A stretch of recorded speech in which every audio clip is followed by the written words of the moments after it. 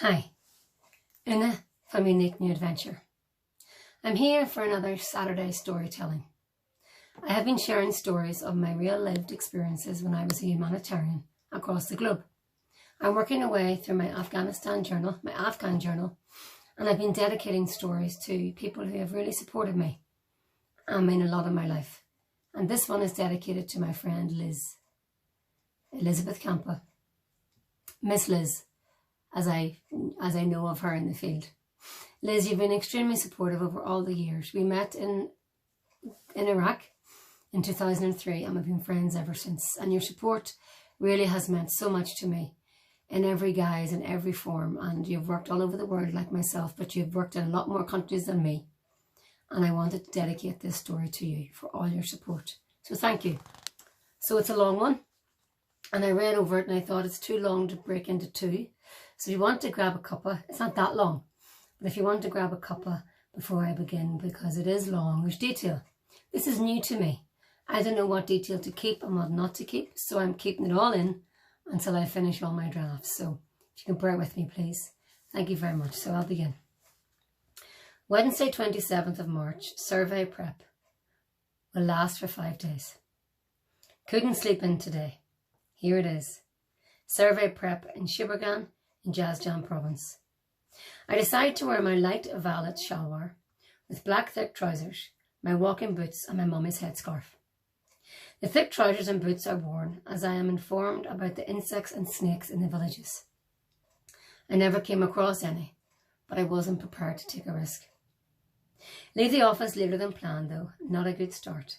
I am learning my timekeeping is punctual and not everyone is like me. The journey is amazing, as too is the scenery, which is breathtaking. After 2 long hot hours on a bumpy single road, in a vehicle with little suspension, we arrive at the field office. It is basic enough, but you know that after 8 days here I have realised you really don't need that much in an office. The car is parked under a lean-to type of construction, out of the sun, and then I enter the office. I meet 2 amazing Afghan men, Mr. H and H, who just keep smiling with the most gorgeous teeth. They both know this area like the back of their hands, what I need. Mr. H has perfect English, which he is very proud of, and we converse and exchange stories and backgrounds for a bit. I get the tour. There are several rooms, an office not too dissimilar to my own in Mazar, and a training room, cum accommodation, with a very basic bathroom. A sink with taps, but they are not plumbed in, and a toilet which doesn't flush. There's a large barrel of collected water with what looks like a child's bucket in it for the necessary washing and using of toilet.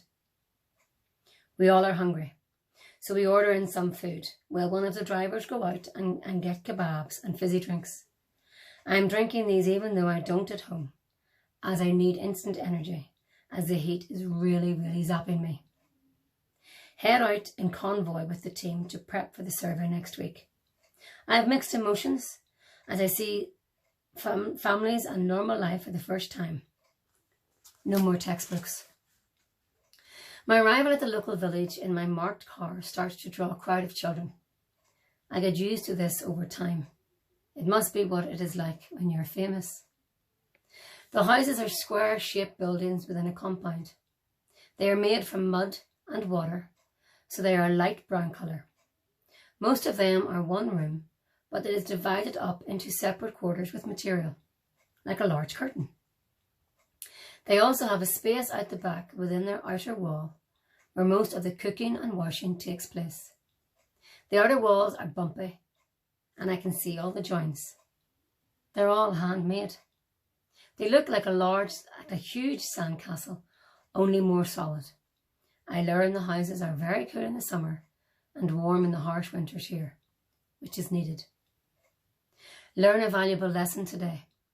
The first step in carrying out a survey is to meet with the village leaders and ask for their permission before you start.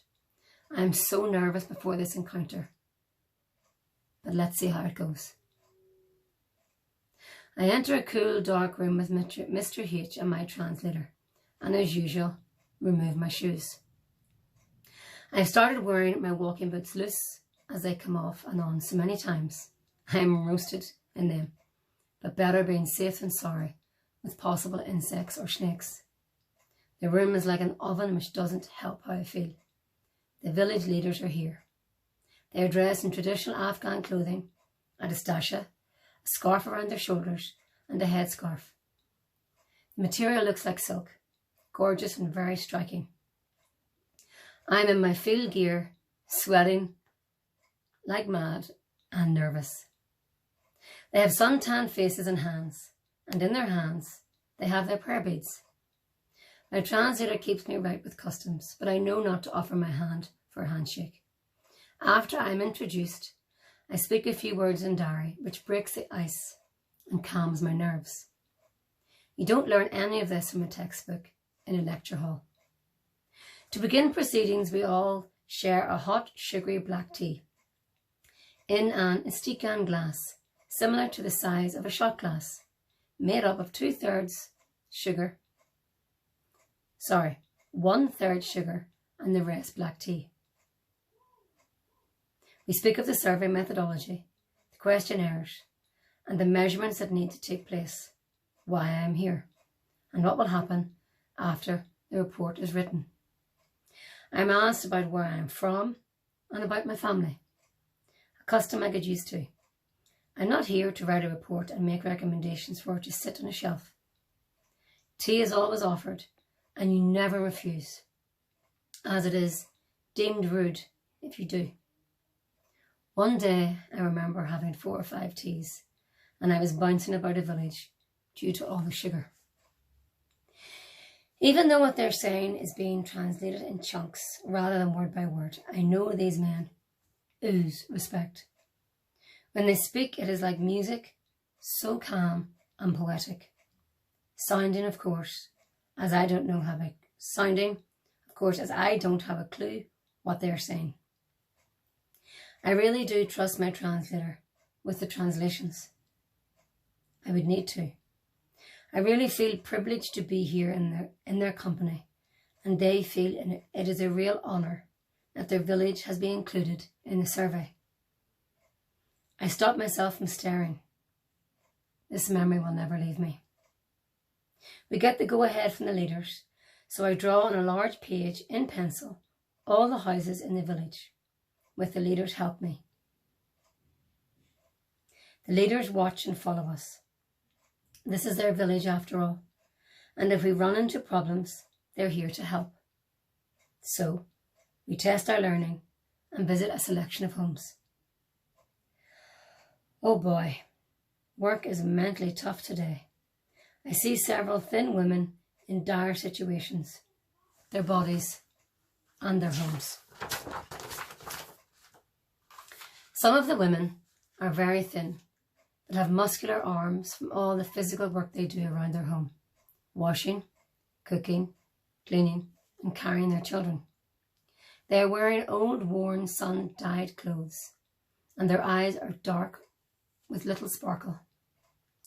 They could have been my age, with many children to look after. If I had been born in Afghanistan, this could be me. Hard to deal with here. Hard to deal with there and then, but I pushed that thought out of my head. The homes have limited food supplies as there was a drought before I arrived, and crops were affected, so food stores were low. The furniture is basic with worn-out mattresses and blankets for sleeping. There was no running water and no electricity. Flies are everywhere, and there is a smell which is hard to describe, a combination of body odour, dust, and cooking smells in 40 degrees heat. I breathe through my mouth and do my best not to show any emotion. But I look past all of this to see the mother doing her best for her children. And even though they have very little, they are very happy to see the teams and me. And they make me feel extremely welcome. I see their children too, including a baby under 6 months, so he can't be part of the survey. The baby boy is wrapped tightly up in a blanket with blackened eyes. It is like the baby is wearing black eyeliner around his eyes. A tradition here, so I'm told. I'm not sure if the children are pleased to see me, as they are screaming a lot. I looked unbelievably different, and of course, sound different. It is a physically exhausting day too, as the heat is cruel. What with no shade outside of people's homes. I am lathered in sun cream, every inch of my skin that is visible, and I walk from home to home quickly, as I'm not used to this heat like this. I got used to it, of course. Grateful for people from the village helping with carrying the wooden height boards. They're like a lidless coffin, with no sides or bottom, and the weighing scales.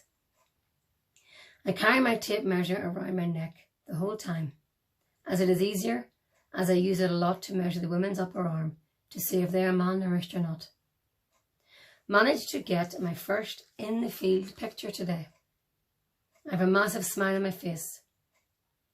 It took me many years to get away, so I want it captured in a picture forever.